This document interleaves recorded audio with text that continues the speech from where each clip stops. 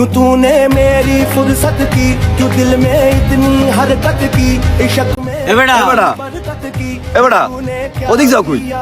টুপি পরছো, পাঞ্জাবি পরছো, ভালো ঢাকায় মাকে আইছো, ওদিক কামটা কি? হ্যাঁ? আজকে শুক্রবার না, তোরা নামাজ পড়তে যাবি না? চল নামাজে চল, এক লাগে চল নামাজ পড়ি। ও সাপ্তাহিক মুসল্লি, নামাজ তো পড়তে আইছো ঠিকই, নামি দেখবো না ছবি তুলছে 50টা, নামাজ তো পড়তে আমার একদিনও, আর প্রেম কর তো এলাকা মাইক কেলাইছো, তো বেটা তোর নামাজ হইবে, তুই নামাজ আইস কয়? বন্ধু মজা করিস না, নামাজ পড়তে আয়। ও বেটা তোর লা কি মজা করি এবার তুই ফেসবুক বা স্টোরি দাও তো আর দেখাতে বেটা না খারাস তো, আর তুই খাওয়া বন্ধু লো নামাজ পড়তে যাই, এবার তোর লাগে হিন্দে গেল তোমার পাপ হইবে। এবার তোর লাগে যে হিন্দে মোয়া নামাজ যাবো, মো তো নামাজ দিবি না। মামা এইটা কি তুই কোনো কথা বললি? আমাদের ইসলাম কি কখনো এইটা শিখাইছে? কার নামাজ কবুল হইবে না এটা কি তুই জানোস?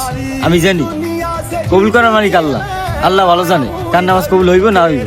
আমাদের প্রিয় নবী হযরত মুহাম্মদ সাল্লাল্লাহু আলাইহি সাল্লাম কি কখনো এরকম শিখাইছে? বলছে যে নামাজ না পড়ে তাকে তোমরা বুঝাও, একবার বুঝাও, দুইবার বুঝাও। সে কি কখনো বলছে এরকম মানুষকে অপমান করে কথা বলা? বন্ধু এটা আমাদের উচিত হয় না। আসলে বন্ধু আমার এটা ভুল হয়েছে, আমার ছোট করে কথা বলা উচিত হয় না, আমাদের ইসলাম সব শিখায় না। তুই আমার মাফ করে দে বন্ধু, আর বন্ধু তুই আমার মাফ করে দে। কিসের বলেছে বন্ধু বান্ধবের ভিতরে এরকম হয়, এটা ব্যাপার না।